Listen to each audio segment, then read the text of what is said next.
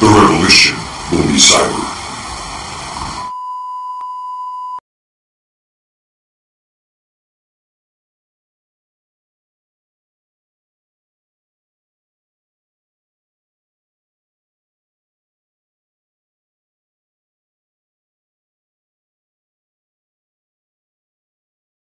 My fellow citizens of the world, ask not what America will do for you, but what together we can do for the freedom of man.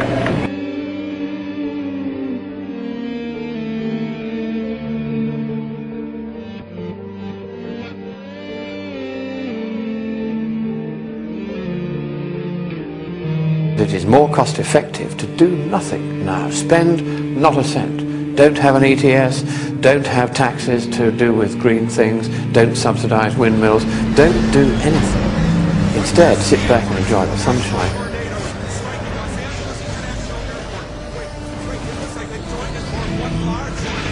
Republican majority seems to be living in an alternative reality. As Americans face unprecedented drought in the Southwest, record floods in the Mississippi Basin, record heat here in eastern and midwestern cities, accelerating sea level rises, and other symptoms of global warming, this bill blocks funding even to monitor global warming.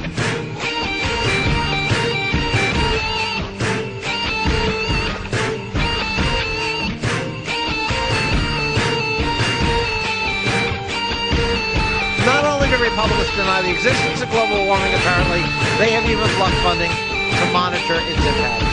This reckless policy writer doesn't just endanger polar bears, coral reefs, and countless other species and ecosystems, it endangers American infrastructure.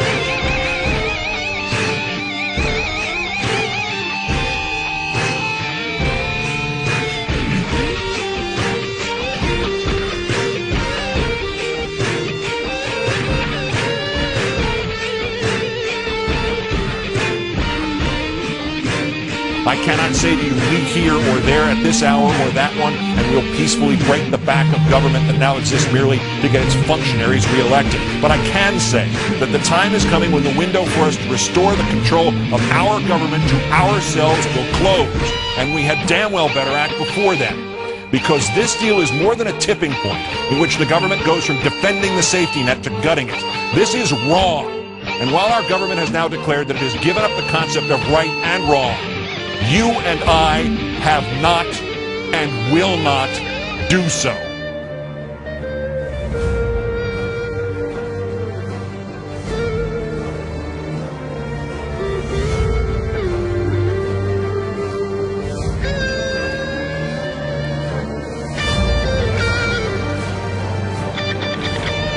It is from an old and almost cliched motion picture that the wisdom comes. First, you've got to get mad.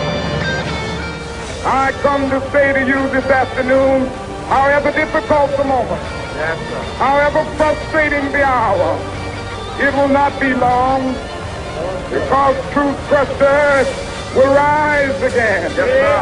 How long? Not long. Because no lie can live forever. How long? Not long. Because you shall reap what you sow.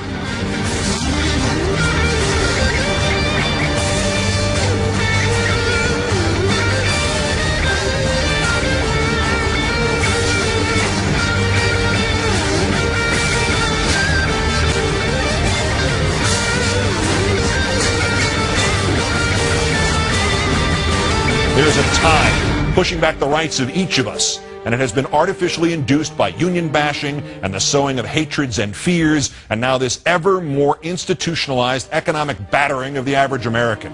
It will continue and it will crush us, because those who created it are organized and unified and hell-bent. And the only response is to be organized and unified and hell-bent in return. And injustice anywhere is a threat to justice everywhere.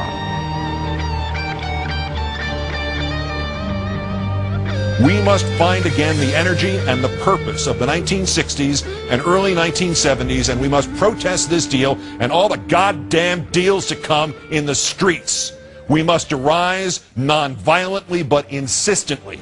General strikes, boycotts, protests, sit-ins, non-cooperation, takeovers. But modern versions of that resistance, facilitated and amplified by a weapon our predecessors did not have, the glory that is instantaneous communication.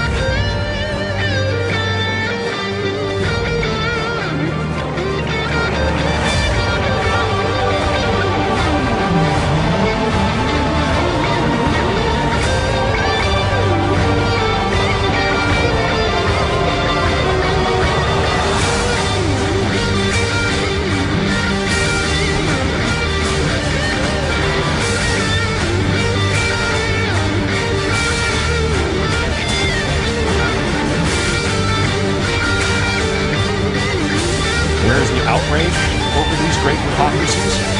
You expect it to come from a corrupt and corrupted media for whom access is of greater importance than criticizing the failure of a political party or defending those who don't buy newspapers or can't leap website paywalls or could not afford cable TV?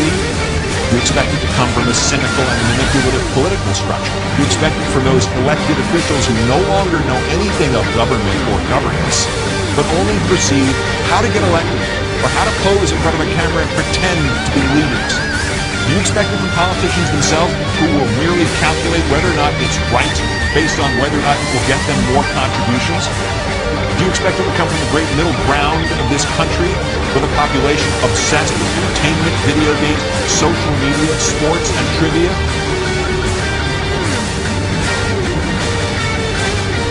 Where does the outrage come from? From you. It will do no good to wait for the politicians to suddenly atone for their sins. They're too busy trying to keep their jobs to do their jobs. It will do no good to wait for the media to suddenly remember its origins as the free press, the watchdog of democracy envisioned by Jefferson. They are too busy trying to get exclusive details about exactly how the bank robbers emptied the public's pockets to give a damn about telling anybody what they looked like or which way they went. It will do no good to wait for the apolitical public to get a clue. They can't hear the clue through all the chatter and scandal and diversion and delusion and illusion. The betrayal of what this nation is supposed to be about did not begin with this deal, and it surely will not end with this deal. Ask not what your country can do for you. Ask what you can do for your country.